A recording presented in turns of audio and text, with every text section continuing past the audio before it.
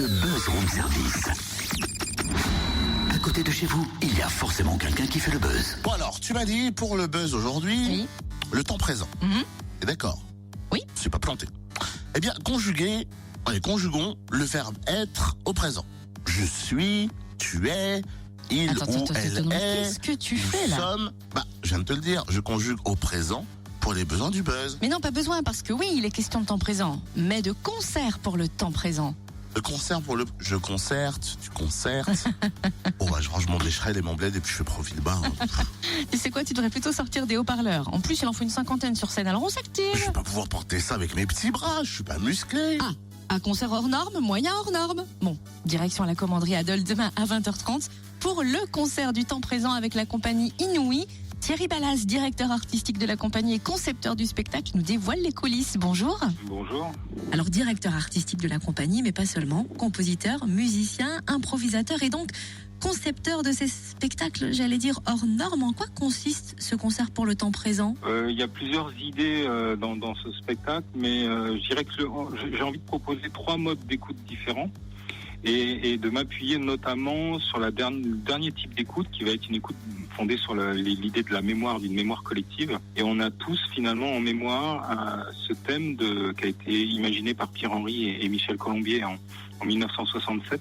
Qui est la messe pour le temps présent. Alors quand je donne le titre, ça dit pas forcément quelque chose à tout le monde, mais si les gens qui nous écoutent ont la curiosité d'écouter Psyché Rock, je pense que la quasi-totalité vont se dire « Ah mais oui, évidemment ». Voilà, c'est vraiment une musique qu'on a tous en mémoire, mais elle a cette particularité qu'elle a été créée en 67, elle a été enregistrée et elle n'a jamais été jouée sur scène finalement, parce que c'était une musique qui avait été créée pour un ballet de Maurice Béjart, et donc elle a été diffusée sur bande. Et depuis, on ne connaît que cette version-là. Donc, il y a cette idée de la redécouvrir et de la voir jouer par des instrumentistes sur scène. J'ai envie de proposer 2 autres modes d'écoute aux spectateurs, puisqu'en fait, la messe pour le temps présent dure que 20 minutes dans la version qu'on propose nous. Donc, du coup, j'avais envie que les gens découvrent un autre mode d'écoute qui est ce qu'on appelle l'écoute acousmatique. Alors, dit comme ça fait un peu peur, mais en fait, l'idée, c'est de diffuser une musique sur un orchestre de haut-parleurs. C'est-à-dire qu'on installe une 50aine de haut-parleurs dans la salle et la musique va vivre sur cet orchestre d'enceinte de haut-parleurs. Et entre ces 2 pièces, donc là, pour cette pièce-là, ce sera une pièce de Pierre Henry également, mais une pièce enregistrée. Et entre les 2, j'avais envie de proposer une pièce de notre composition, enfin de ma composition, mais travaillée avec les musiciens, qui fasse une espèce de passerelle entre la musique de Pierre Henry et nos musiques d'aujourd'hui. Alors c'est vrai que c'est super original, 50 haut-parleurs quand même sur scène, mais comment vient l'idée? Parce que c'est pas banal. Non, c'est pas banal. Alors ça, c'est pas nous qui l'inventons. C'est un principe qui a été développé dans les années 50, 60 en France. C'est un concept qui est né en France.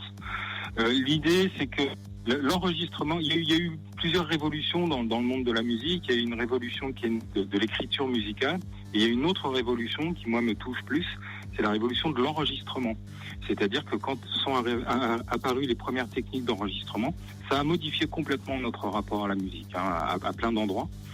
Et ça a permis à des musiciens de préparer une musique en studio. C'est-à-dire que le studio est devenu un espèce d'instrument de musique en lui-même, mais avec cette idée que la matière musicale qu'on va générer, elle n'est pas forcément faite par des instrumentistes, par des instruments de musique. Elle est faite par tout type de matériaux sonores. Et après, quand on veut donner ça en concert, l'envie est née assez vite de faire vivre cette musique dans l'espace, de développer un concept qui permettrait d'envahir l'espace et de pas être dans ce rapport classique qu'on a soit chez nous, soit dans la plupart des concerts, d'avoir juste le son qui sort de 2 enceintes. Voilà, quand on diffuse le son sur 50 enceintes, on est à l'intérieur de la musique finalement. Ça permet d'être vraiment... Il y a une idée d'immersion dans la musique et de jeu dans l'espace. Ça a l'air pas mal, hein. Merci Thierry Ballas. En tout cas, si vous trouvez cela intriguant comme nous, laissez-vous guider par la curiosité jusqu'à la commanderie de Dole demain dès 20h30. Et vous retrouvez le programme complet des scènes du Jura sur le www.scènes au pluriel du Jura.com.